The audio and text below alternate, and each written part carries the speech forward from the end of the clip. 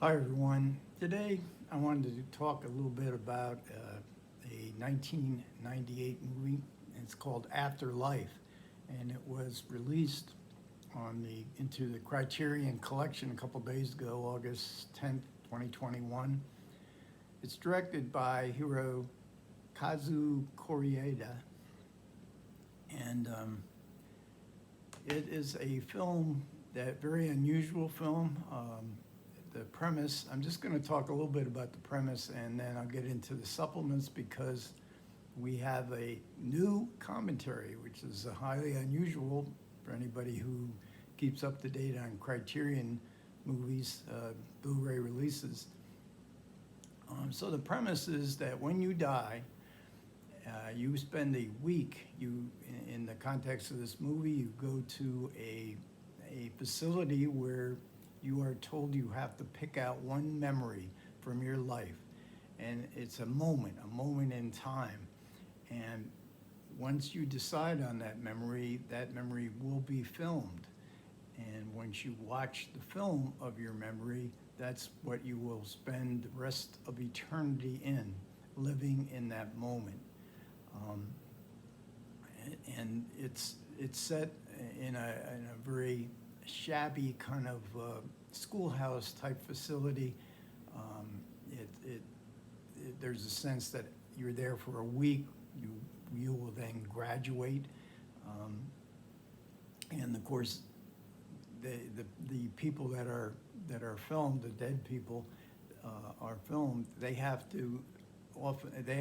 difficulty deciding what am I going to decide? What should it be? Something exciting? Should it be something that's simple, but we remember it? You know, the simplicity, the beauty of the simplicity. Some don't want to do it at all. And some say they have no memories that they want to remember. One individual says, wouldn't it be better to make something up, to a dream or something artificial that might for eternity be more powerful, even more meaningful, which lends itself to the whole tone of the film, which is documentary-like, but it is fictional. Obviously, it's a fantasy, and so what we get from the film, I think what I got from it is how much memories form our own personal sense of identity. And while I was watching the film, I was like, what memory, being that I'm, I'm pretty old, I've got a lot of memories that I could choose from. So I spent a lot of time in the film, and I was like kind of zoning out in order to, what about that moment? What about that moment?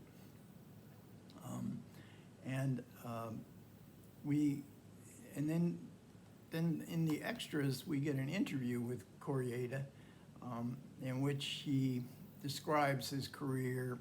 He describes this film and how he wanted natural lighting. He wanted everything to look rather ordinary. He wanted it to look shabby. This is his second feature film, and he had, his first film wasn't all that well received, and he had been a documentary filmmaker. And between his first film and Afterlife, he went to Taiwan and made a documentary in sort of a tribute to the Taiwanese film movement. And he met the director, Hushi Shen, who told him that when he learned that Kore-eda had storyboarded his first film, is that don't prepare in a way that you've got to stick to these storyboards. You should let things happen on the set, which Kore-eda really took to heart. So what he did in preparation for Afterlife, he actually filmed a whole lot of people. He went to retirement centers, and he asked older people, what would be your memory? And he was surprised that so many older people would be so responsive to it. He was more surprised when some picked bad memories rather than good memories. So there's another interview, and this is with Yutaka Yamazuki. Now, he is the cinematographer and a vital part of this film and of Kore-eda's filmography going forward. I think he photographed most of the films that Kore-eda has made, and he was of an older generation, and he too was a documentary filmmaker. He was very much into handheld cinema. He would look at the storyboards and then sort of go off on his own. But Kore-eda was much impressed by him. They developed an almost kind of unspoken relationship where Yamazuki could really understand exactly what Kore-eda wanted, and so he filmed a lot of film. The movie was running out of money because they were using so much film, and they had to use 16 millimeter because they couldn't afford 35 millimeter, which is what Kore-eda would have preferred. And Yamazuki, who is a great interview, and he just said, I was having a ball because he had never shot a feature film before. He always wanted to. And so this was his first feature film. And then we have another interview, and this is with Sayushi Tsukita. And he was basically a still photographer, a very world-famous still photographer. And he was of an older generation as well. And he's probably most known for being David Bowie's personal photographer. 40 years he spent filming, taking shots of David Bowie, some of which have become very iconic through the years. And he's another fantastic interview. He talks about, you can actually see him in the movie because when they're filming the recreations of these dreams, Yamazuki is doing handheld like documentary of Tsukita's filming of the actual dream sequences, or not the dream sequences, but the recreation of the memories, which are very specific and very interesting. It's a very interesting part of the film. And then we get the aforementioned commentary, and this is by Linda C. Ehrlich, and she wrote a book on Kore-eda called The Cinema of Kore-eda and Elemental Cinema. And her commentary is terrific. It's scene specific. I had gotten the impression from the other interviews that the dead people who are being interviewed in order to elicit their memories were non-professional actors, but as it turns out, almost all of them, and certainly the major ones, were all professional actors. And Ehrlich gives us some of the films, and some of the older actors had been in movies like Tokyo Story and No Regrets for Our Youth. And she also uses a whole lot of quotations from film critics, scholars, and these are very good. They're very, as I say, she's scene specific, and she uses these quotations that really illustrate the point of some of these scenes. She also shows how Kore-eda's initial impulse was to give a broad spectrum of Japanese history. The Great Tokyo Earthquake is part of a memory, and of course the war.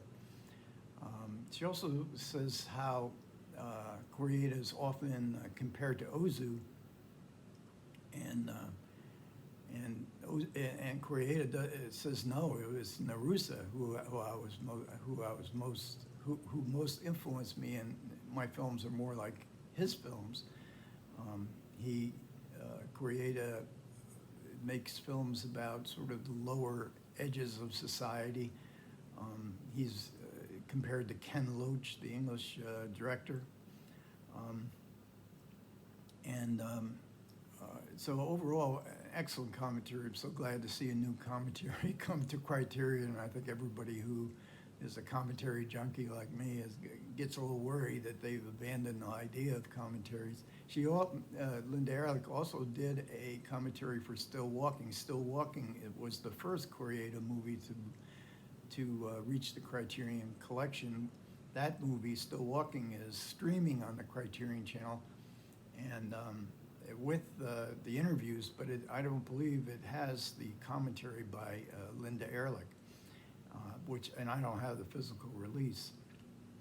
And then we have a fold-out. We don't get a booklet. We have a fold-out, and it contains some pictures, still photos from the movie, and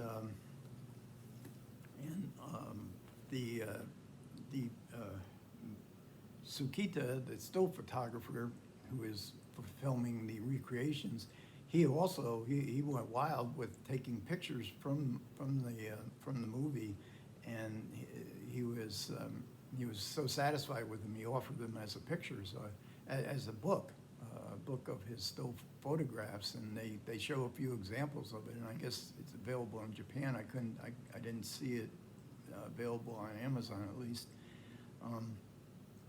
And we also get an essay in this fold-out, and this was a couple pictures, and this is called In Memoriam, and it is a essay by the novelist Viet Ub Thanh Nguyen, and this is a very good essay as well. So overall, I found this a great package. It's the great Criterion package. We get the commentary, we get some really excellent interviews. It's an interesting movie from 1998. His second film I've only seen, The Third Murder, Still Walking, The Shoplifters, which won the Palme d'Or at Cannes Film Festival. But this certainly is a really welcome addition to the Criterion Collection. Okay, that'll do it for this video. Thanks for everybody who listened. As always, I appreciate it. You guys take care, and I will catch you next time.